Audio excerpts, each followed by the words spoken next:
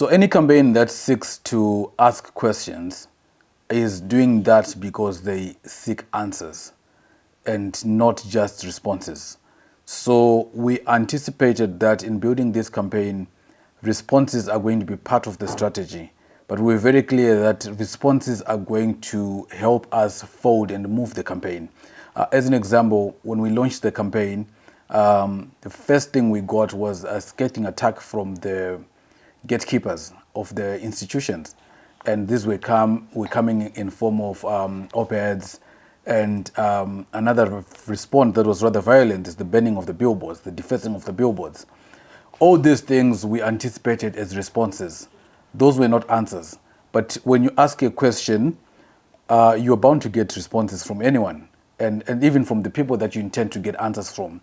What we were clear about was we are seeking the answers. We'll continue to press on the questions. I remember one of the things that we did is continue to publish press statements saying we regret to advise the public that we've got ABCD sites vandalized, we've replaced them, and the question still remains to the establishment, the question still remains to the government, to the office bearers. We are asking, how far have you gone with these issues?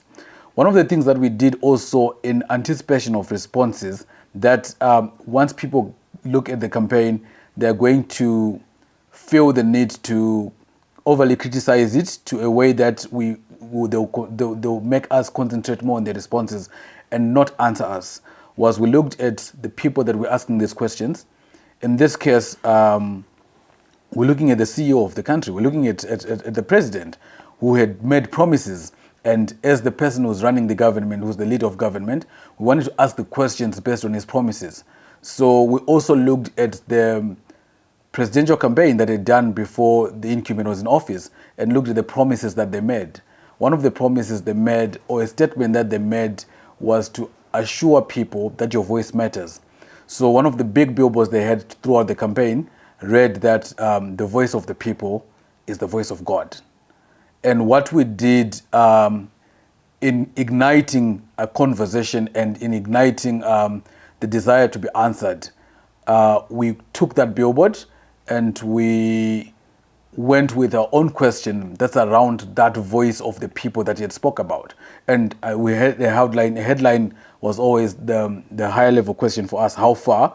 And we said we wrote a statement within that ask that the voice of the people demands accountability. So you put someone in the ropes that now they have to answer. You're the one who said the voice of the people is the voice of God. So that voice of God is now demanding accountability. So how far have you gone? On that particular billboard, there was actually no other question around the specific deliverables. It was the deliverable of accountability, because once you then answer to our need to hold you accountable, you can then start to respond to a lot of other questions that we're asking. One of the billboards that we did is it was written in Shona, which is our native language here, and as it said in vernacular, that kujekesa nyika ine magetsi, which means lighting the whole country with electricity, because the country was going through a phase where there were load sheds for hours on end, and he came with the promise that when he's in power, we'll see the lights. And so when we did not see the lights, we asked that and we said, how far nyika isati yajeka nemagetsi? And we're saying, the country's still in darkness, there's no light. So when you ask those questions, two things happen. Someone can't keep silent, because you've also spoken. By asking that question on a billboard, you're also speaking to their followers. So it created responses within the ruling party. People start to say, but this is not what we promised people. Can we at least answer? And so by creating, by strategizing to have your responses as part of the motion that gives you the answers, we ended up people saying, okay, you know what, let's have the permanent secretary meet with the director of ZimCode on TV. Let's have them on radio. Let's at least attempt to answer the questions. And I think it then comes to when you have that opportunity where the government has said they're actually going to answer your questions and they want to do it on TV and they want you to be part of the debate, it comes on to how you prepare for that debate. And I think Jay did a very good job in handling that, especially the first appearance with the Permanent Secretary of Information. Yeah. So when you are answering or when you are asking the questions and you've arranged them and you have higher level questions, you've also clarified in terms of what a response is and what an answer is and what you are expecting. You've set your expectations in terms of the answers that you require from the government. One of the key things that one has to watch out for is deflection of questions. So you can sit in an interview, in a public appearance, and the questions come back to you, and that can take away, the whole campaign to a different field altogether. And so you have to watch out for deflection of questions, because usually when someone does not want to be accountable, there is a skill of deflecting questions back to the person who is asking. And I experienced that, and it's one thing that I would want every campaigner to be very watchful of. So I have an example of, I think, two examples that I would give. One of them was on social media, on Twitter, because every day we were asking a how far question based on the different questions that we have received from the citizens, from the consultations we had done in the focus group discussions and the like. And because we were asking in terms of the use of public funds and the reports that we're getting from the Auditor General year in, year out of misuse and abuse of state resources. So we had questions in terms of implementation of the Auditor General's recommendations in terms of ensuring that we have a working public finance management system. So one respondent to part of the questions was that, where are your financial statements, your SALs, your annual financial statements?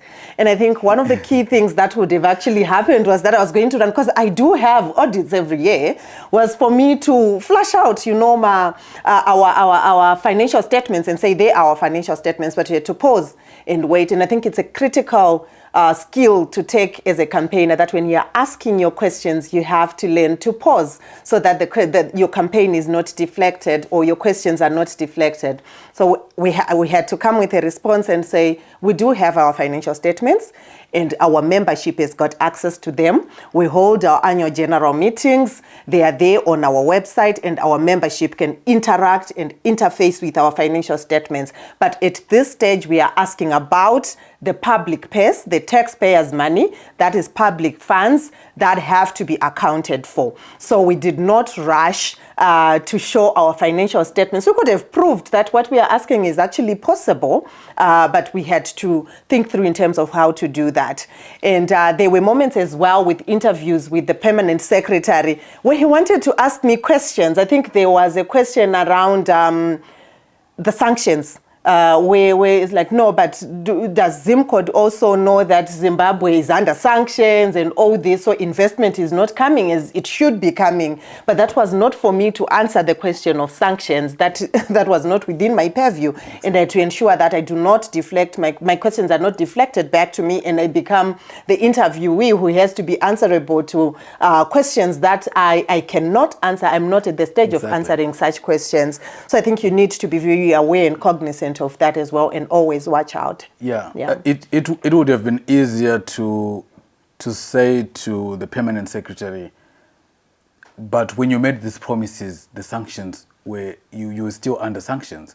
But once you respond to that, and once you go and work on the deflection, then the conversation around how far changes to something else. And I think Jay did a very good job of maintaining to ask the questions and to focus on the high level questions that we've set out, and to know that I will not run with any deflection.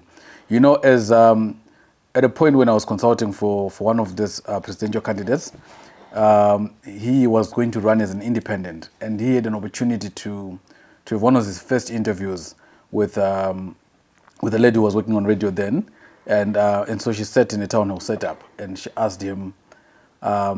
She said she feels like his campaign was utopian, and she doesn't see him making traction on what is he to say, being a perceived idealist, but who's also an elitist. At least that's what she concluded herself for this gentleman to be. And I remember the candidate asked the lady and said, you know what, can I ask you a question? And she said yes. And for me, that was the end of the question, because then he went on to attack the ground she was standing on. But in doing that, he did that to project his vision and what he was going to do. So he took advantage of someone who was going to grill him in a townhouse to flip the question and to actually take that opportunity to push his message in this campaign. So it's always important to watch out for deflections.